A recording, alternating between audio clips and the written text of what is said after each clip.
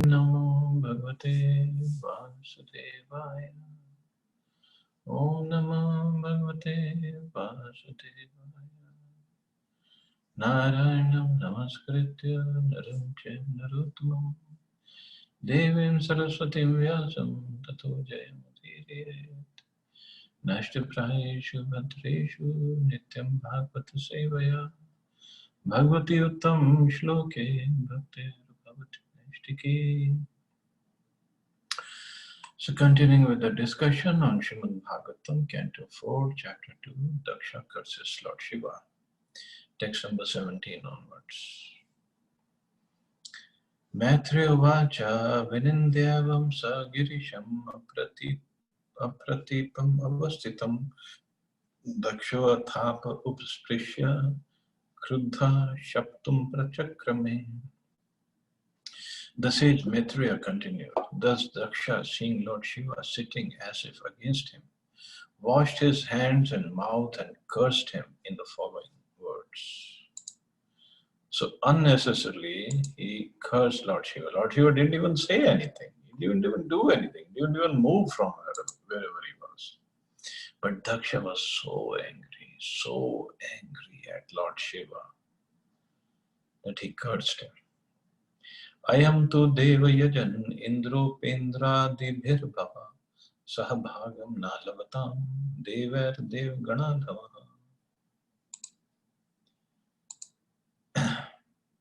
The demigods are eligible to share in the oblations of sacrifice, but Lord Shiva, who is the lowest of all the demigods, should not have a share. So this is what he's thinking. He is the lowest of the, although he is Mahadev, but Daksha, because of his enviousness and in such an anger mood, and he was so proud of himself, all three combined, he cannot recognize the position of Lord Shiva. Because of this curse, Shiva was deprived of his share in the oblations of Vedic sacrifices. It was due to the curse of Daksha, Sri Vishwanath Chakravarti Thakur comments in this connection that Lord Shiva was saved from the calamity of taking part with other demigods, who were all materialistic. Lord Shiva is the greatest devotee of the Supreme Personality of Godhead, and it's not fitting for him to eat or sit with materialistic persons like the demigods. Thus, the curse of Daksha was indirectly a blessing, for Shiva would not have to eat or sit with other demigods who were too materialistic. So, Daksha cursed that Lord Shiva should not get a share of sacrifice. So, whenever we perform sacrifices, especially the Karma Kanda sacrifice, not the Vishnu Yajna. So all the different demigods, they get their share of that sacrifice. They eat that, whatever we are offering. So we offer through Swaha. Swaha is the wife of Agnidev, and through that it goes to like Indra, Chandra, Varuna, this, that. But because Daksha cursed Lord Shiva, now Lord Shiva doesn't get that part of his sacrifice. So Daksha was thinking, because he was attached to all these opulences, different rituals, different offerings, different sacrifices. He was thinking, because he is attached, Lord Shiva must be attached, and if he takes away this blessing, because according to him that was a blessing, if he takes it away, then it will really hurt Lord Shiva. It did not bother at all Lord Shiva. He's so detached and he's so much above all this materialistic thoughts of sacrifices. And here Vishwanath Chakravarti Thakur is saying that Lord Shiva didn't want to sit with the other demigods to get the sacrifice anyway, because he's way above everybody else. And this curse was actually a blessing for him. So he didn't even have to come to that assembly of demigods to get his share of sacrifice. It's just like When Chaitanya Mahaprabhu used to perform Sankirtan at the house of Shrivas Thakur, night Sankirtan, whole night Sankirtan. So one day, because they were not allowing anybody who's not a devotee, it was Mahaprabhu's orders. So one day, one Brahman, he was a Karmkandi Brahman, so he wanted to enter and the devotees didn't allow him. They didn't even open the door. So when Mahaprabhu left in the morning, that Brahman came out and he saw Mahaprabhu on the street, and that Brahman was so angry. Brahmins are not supposed to get angry, but he was so angry that he broke his Brahman thread and he cursed Chaitanya Mahaprabhu. May you never enjoy materialistic life. Because from Brahman's perspective, so-called Brahman's perspective, the enjoyment of material life was the ultimate goal of life. Because he was cursing Mahaprabhu from his point of view, from his angle. And he's saying, may you never enjoy that material life ever again. No woman, no home, no property, no nothing material. And what did Mahaprabhu do? Mahaprabhu thanked him, paid obeisance. He thanked him. Oh, thank you very much. Because Mahaprabhu obviously is beyond all this. And moreover, he got a pretext of taking sannyas. Like, I cannot enjoy material life, I better take a sannyas. Of course, that wasn't the main reason. But so this was like a blessing for Mahaprabhu. So similarly, this is a blessing for Lord Shiva. And Prabhupada writes now, there is a practical example set for us by Gaur Kishore Das Babaji Maharaj, who used to sit on the side of a latrine to chant Hare Krishna. Many materialistic persons used to come and bother him and disturb his daily routine of chanting. So to avoid their company, he used to sit by the side of a latrine where materialistic persons would not go because of the filth and the obnoxious smell. However, Gaur Kishore Das Babaji Maharaj was so great that he was accepted as a spiritual master of such a great personality as His Divine Grace, Om Vishnu Pad Shri Srimad Bhakti Siddhant Saraswati Goswami Maharaj. The conclusion is that Lord Shiva behaved in his own way to avoid materialistic persons who might disturb him in his prosecution of devotional service. So he took it as a blessing, and it was indeed a blessing for Lord Shiva. Nishiddhimana sasadasya mukhya daksho giritraya visrijya shapam tasmad vinishkramya vivriddha manyu jagam kauravya nijam niketanam.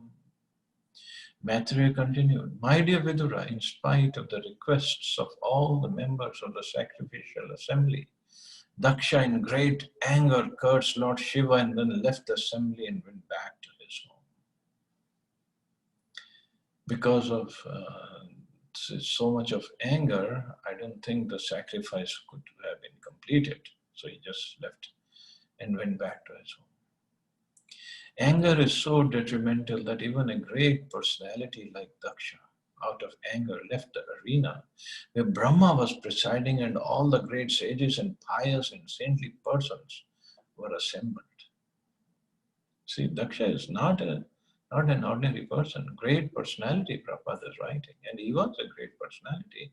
Like when he entered, imagine all the demigods, all the sages, saintly persons, pious, they all stood up to welcome Daksha in that arena.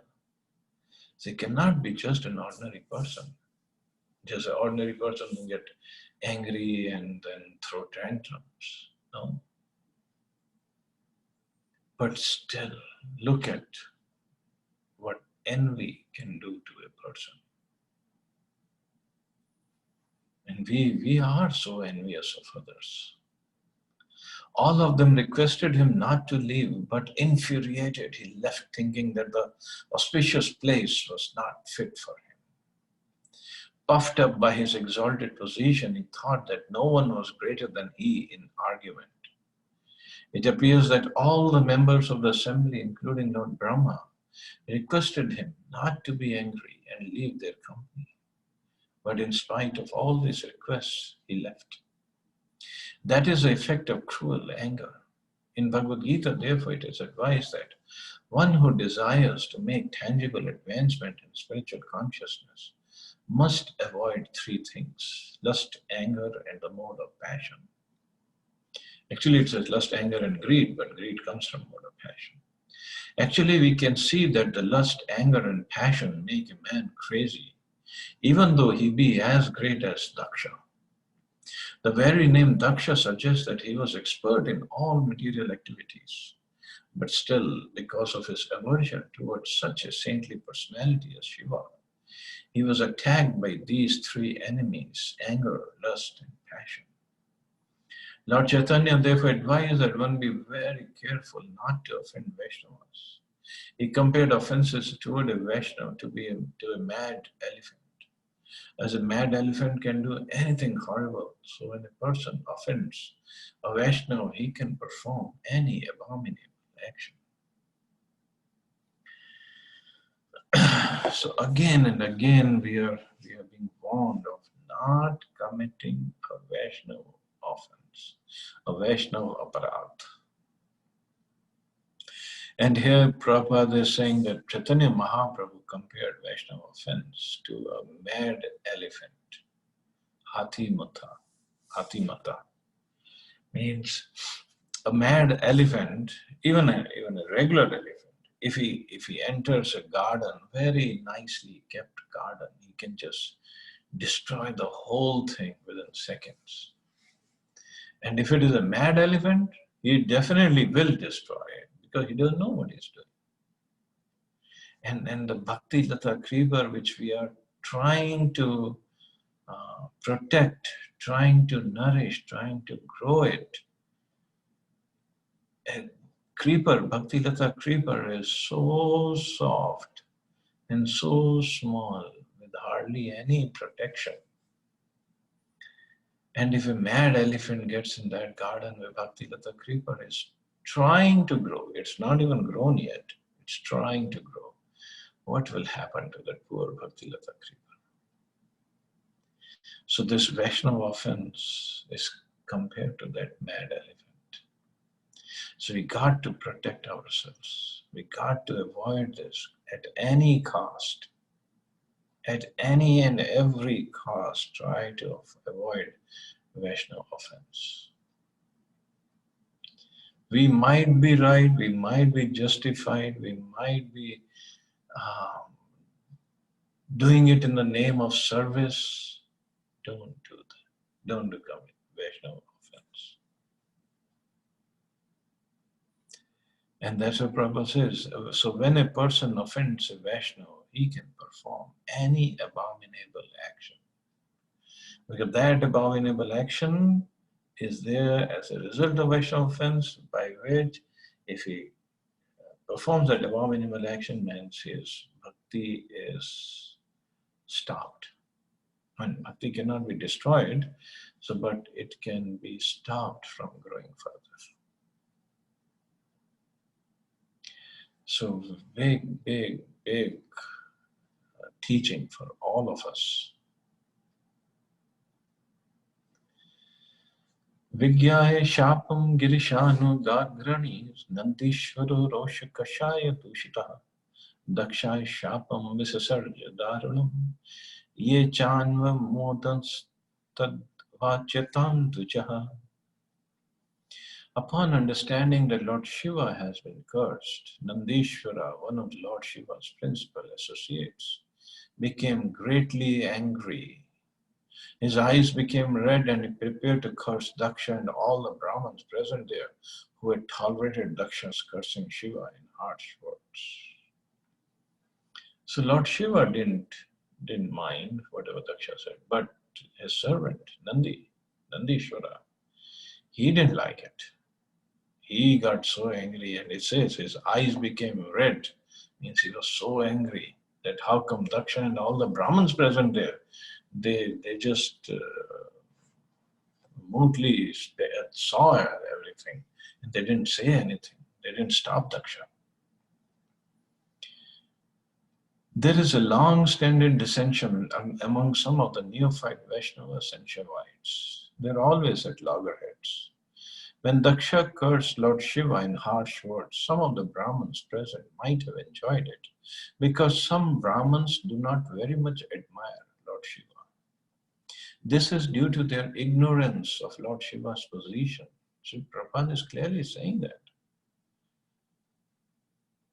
It's not like just because we are trying to be devotees of Krishna means we can disrespect Lord Shiva. No way. No way.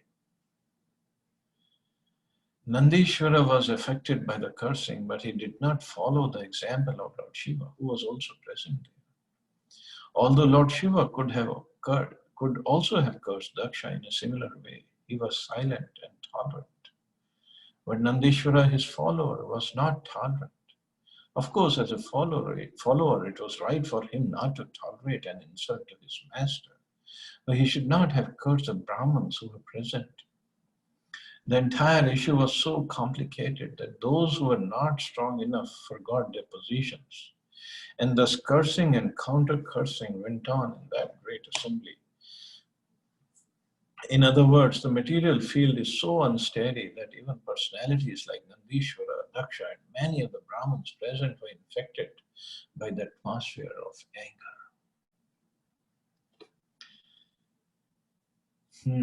So even Nandishvara, so he's not just like he's a bull, he's a form of bull, but he's a person. In the spiritual world, everybody is a person. So Nandishvara is very dear to Lord Shiva. He's his carrier, and he did not like the insult or the cursing of Lord Shiva by Daksha. Like Prabhupada said, this cursing and counter-cursing went on in that great assembly. Let's see what happened.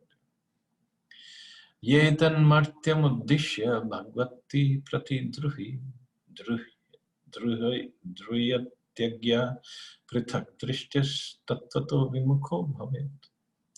Anyone who has accepted Daksha as a most important personality and neglected Lord Shiva because of envy is less intelligent, and because of visualizing in duality will be bereft of transcendental knowledge. This is Nandishvara speaking. The first curse by Nandishvara was that anyone supporting Daksha was foolishly identifying himself with the body. And therefore, because Daksha had no transcendental knowledge, supporting him would deprive one of the transcendental knowledge. Daksha, Nandishvara said, identified himself with the body like other materialistic persons, and was trying to derive all kinds of facilities in relationship with the body. He had excessive attachment for the body, and in relation to the body with wife, children, home, and other such things which are different from the soul. Therefore, Nandishvara's curse was that anyone who supported Daksha would be bereft of transcendental knowledge of the soul, and thus also be deprived of knowledge of the Supreme Personality of Godhead. Because Daksha was on that level, materialistic level, on the bodily level, and that's why he cursed Lord Shiva that you will not get a share of your sacrifice. Means he was only thinking of body only, nothing about the soul. So Nandishvara is cursing everybody. That Daksha has no transcendental knowledge, and you all who have supported him by not speaking against when he was cursing. So you all fall into the same category. So you have no knowledge. Griheshu kota dharmeshu sakto grama sukhecheya karma tantram vitanute veda vad vipannadhi. Pretentiously religious householder life in which one is attracted to material happiness and thus also attracted to the superficial explanation of the Vedas robs one of all intelligence and attaches one to fruitive activities as all in all. Persons who identify with bodily existence are attached to the fruitive activities described in the Vedic literature. For example, in the Vedas it is said that one who observes the Chaturmasya vows will attain eternal happiness in the heavenly kingdom. In Bhagavad Gita it is said that this flowery language of the Vedas mostly attracts persons who identify with the body. To them, such happiness as that of the heavenly kingdom is everything. They do not know that beyond that is a spiritual kingdom, a kingdom of God, and they have no knowledge that one can go there. Thus, they are bereft of transcendental knowledge. Such persons are very careful in observing the rules and regulations of household life in order to be promoted to the next life, to the moon or to other heavenly planets.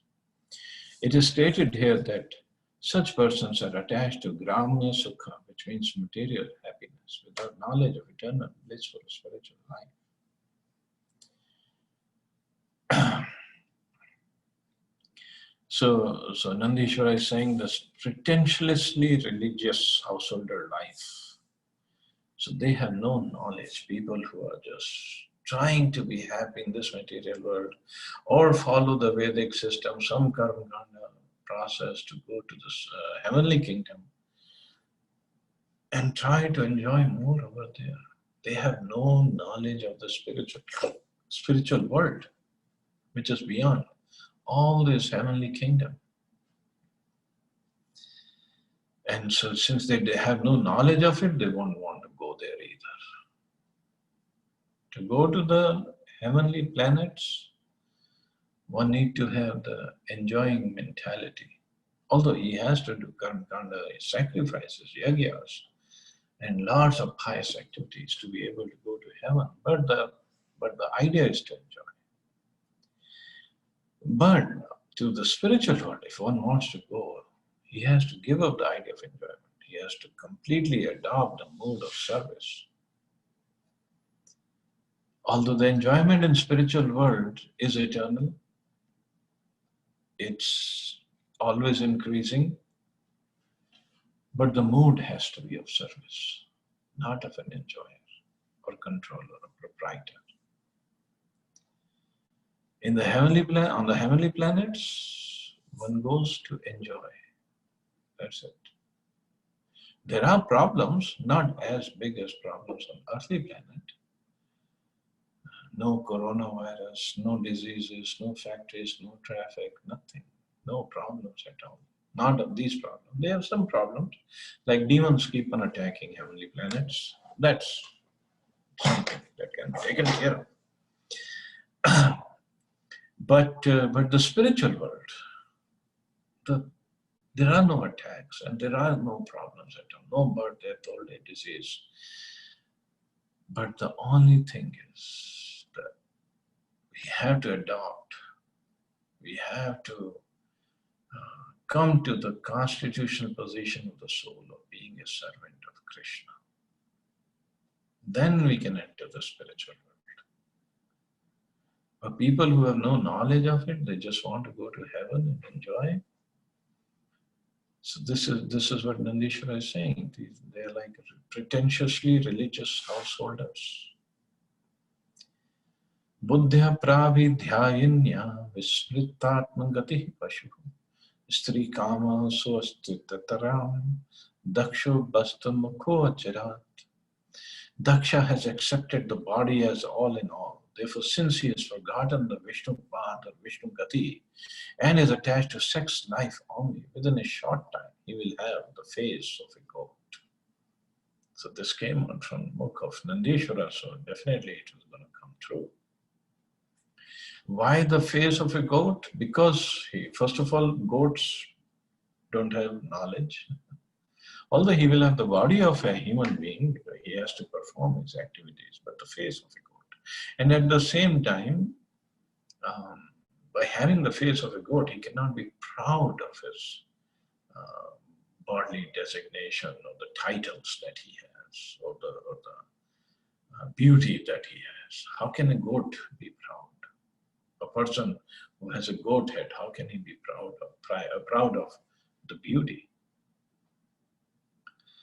Vidya buddhira vidyayam karmamaya maso jada sansaran tviha ye chamum anu sharvavamaninam. Those who have become as dull as matter by cultivating materialistic education and intelligence are nesciently involved in fruitive activities. Such men have purposefully insulted Lord Shiva. May they continue in the cycle of repeated birth and death. The three curses mentioned above are sufficient to make one as dull as a stone, void of spiritual knowledge and preoccupied with materialistic education, which is nescience. After uttering these curses, Nandishvara then cursed the Brahmins to continue in the cycle of birth and death because of their supporting Daksha and blaspheming Lord Shiva.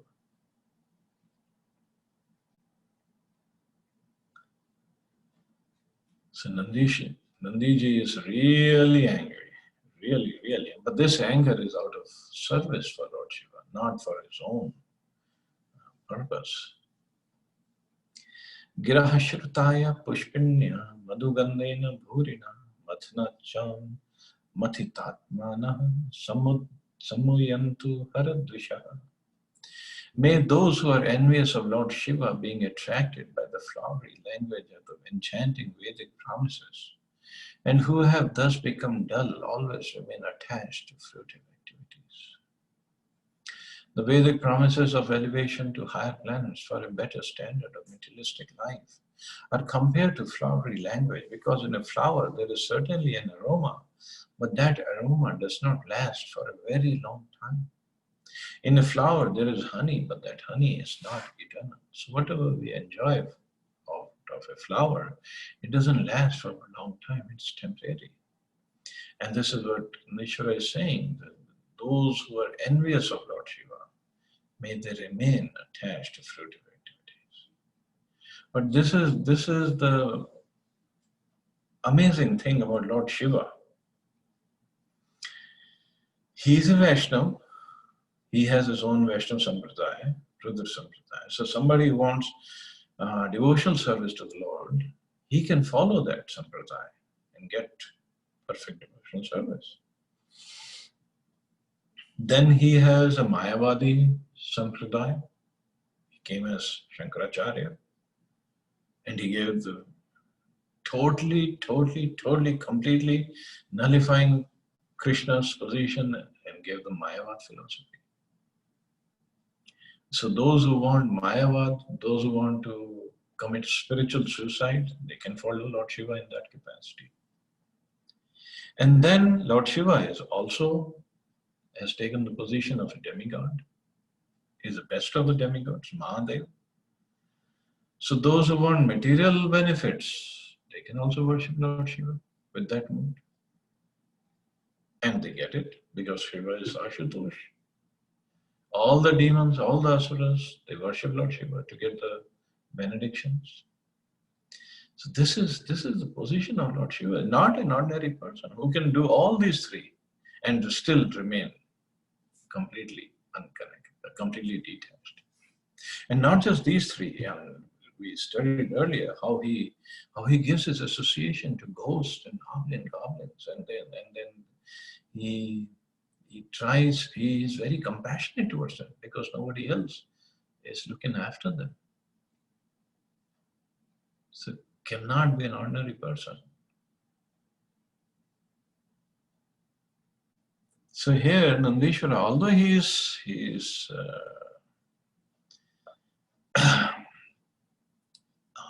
cursing everybody, that may you always remain attached to fruitive activities. But those who are attached to fruitive activities, they worship Shiva or they worship Durga. Because Durga is the superintendent of the whole material creation, not just one universe, not just one planet, not the one solar galaxy or whatever, solar system, whole material universe. And she is wife of Lord Shiva.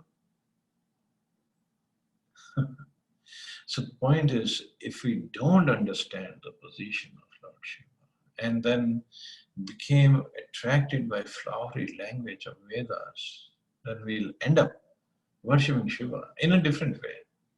In a different way.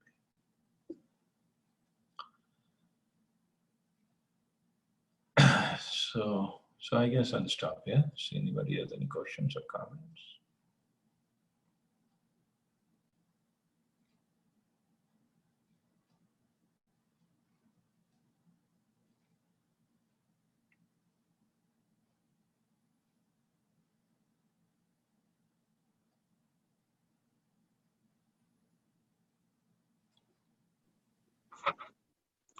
Hare Krishna, Prabhuji. Hare Krishna. Prabhuji, Daksh was a part of materialistic person or desire. So which planet they were? They were Earth planet or some other planet? No, some other planet. So Not other on Earth. planet also have a materialistic kind of thing, right? Other than the Earth planet. Oh yeah, all the planets are in material world.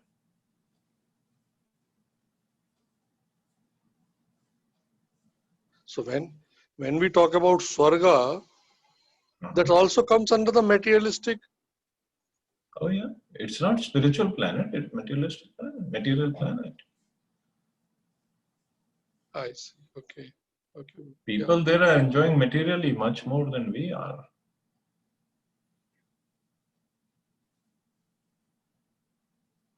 And their spiritual component is more than the people on the earth? Not really, because there's so much of facility, so much of enjoyment, opulence, that they don't perform the bhakti that people on earth can. So this bhakti is for earthly planet only, not below earth. Also, there's so much of suffering and punishment, and above earth, so much of enjoyment. I see. Yeah. That's why in Bhagavatam it is mentioned, I think in 12th canto it is mentioned that people of heavenly planets, not the demigods, but other citizens, they want to take birth in the land of Bharatvarsha in Kali Yuga. Because they know in Kali Yuga it's so easy to do bhakti and go to the spiritual world, to get elevated to the spiritual world in India. And persons like me who are born in India, they run to America and get the citizenship there and want to live there. Hare Krishna, Babuji. That's a very nice way of looking at things. So this, you said that in other planets we cannot do bhakti because either the suffering is more or the enjoyment is more. In earthly planets also, we see some people are very poor, they are struggling for basic necessities, so they are also not able to take to bhakti. Yeah, that is true. So how to understand? See, bhakti and is only for those who are very rich, they also don't take to bhakti. They also don't take. So within earth also it is the same case. So how do we say it is very conducive for bhakti? Still, it is conducive because at least for the middle class, they take it seriously or easily, comparatively. And for the other classes, so that is where Mahaprabhu's Sankirtan movement comes. Okay. Because the devotees, they do Sankirtan and they let others hear the holy name. They do book distribution, prasadam distribution. So they are increasing the agyat sukriti of everybody. So Right. Sooner or later, they can take up the process. Right. So this bhakti is actually for people, for those who are middle class within middle class. Earth is a middle class planet, and within this middle class Earth, we have some middle class people who can easily take it. But for others, it is the mercy of the devotees. So the devotees can do this mercy for people in lower planets also, right? So is there any... They can, and they do that. They do that. Just like Maharaj Yudhishthir, when because he refused to tell a lie at the request of Krishna in the battlefield when Dronacharya was supposed to be killed. So he had to go to hell for a second only, but he had to go to hell. Right. It was not for lying, it was for refusing to lie. So when he went there, and because he's such a pure devotee, people who looked at him, their consciousness got changed. Yeah. And in fact, there's an incident of Janak Maharaj also. He said either he went or he was willing to go to hell to uplift the people who are suffering there. Right. So So I devotees know are very merciful. Devotees that are very devotees are very merciful and they're willing to go everywhere to preach and do the Sankirtan. But are there any recorded incidents of devotees doing Sankirtan in the lower world? Other than Yudhishthira Maharaj going there or Janak Maharaj going there alone? Well, I don't recall right now, but not lower planets, but Srila Prabhupada came to Western countries and did Sankirtan and devotees. And this is like hellish, right, compared to India. Yeah, right. It's also kind of within Earth we have all the planets. Yeah. But America can be compared to higher planetary systems. In opulence, they are very better off. Although they are Opulence, yes, but culture. there. No. So there are many heavenly planets below Earth also. Yeah, acha, okay. Yeah, Swarga, Bil Swarga, they're called Bil Swarga. Okay? In fifth Okay. canto, we'll read about those. Okay. Great. Thank you, bro. So, I mean, this is just my speculation, interpretation. But Prabhupada did come here, and not just here. I mean, he went all over the world. And everywhere. Yeah. In Russia, that's the biggest thing. Russia, unbelievable preaching. Yeah, Russia, and afterwards, Prabhupada's followers went to China and Pakistan. Unbelievable. Prabhuji, this definition of bhakti in a middle class, if we see example of Mirabai, she was not from middle class. She was from upper class, from a daughter-in-law of a king of Rajasthan. Now, even our Acharya, they were quite rich when they went into a bhakti. So does it really apply to a middle class? No, we are saying in general, it's just easier. Rich people, they're not bothered, they're not worried. So they don't take up bhakti. And very poor, they have no time. They're working so hard. It's in general, it's not, I mean, only middle class are going to come. It's not that.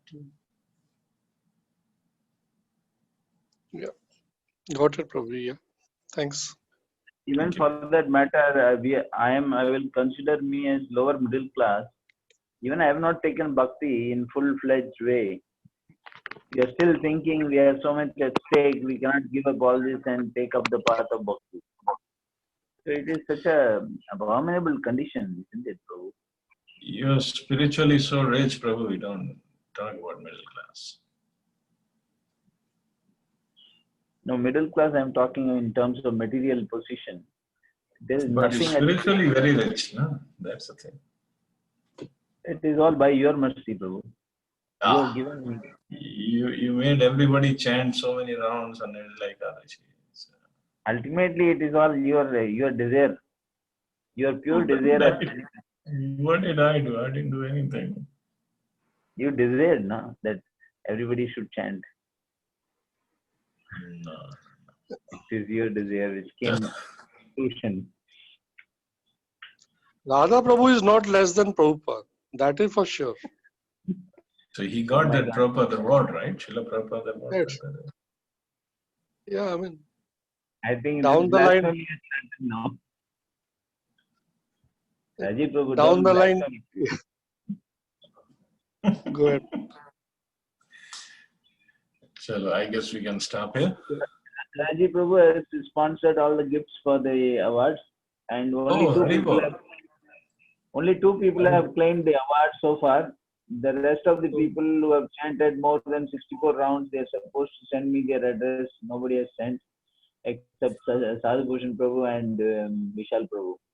So I request all of you to send your addresses so I can send Rajiv Prabhu's gift to all of you. I guess once the office is open, then you will see them personally, and then you can give. If they don't give then, the address. yeah. Some of them have wanted to take it personally, so I will keep it. But for others, I can send it on post. I think it's a Sure. very good time because many people are at home and they are more free, so they can read the books. True. Yeah, that sounds a great idea. Okay, you also send me your address. I will send you this book. It's a very beautiful book, Bhagavad Pravaha. That's okay. When I come to India, I'll take it. You don't need to send all the way. Okay, bro. No, I don't send it actually. I order it on Amazon and they deliver it to you. No, I don't do it. It's okay. Okay, bro. Thank you. Okay, thank you all very much. You all have a wonderful and safe day. Hare Jai Krishna, Srila Jai Srila Prabhupada. Thank you Prabhupada. so much, Thank you so Prabhuji. much.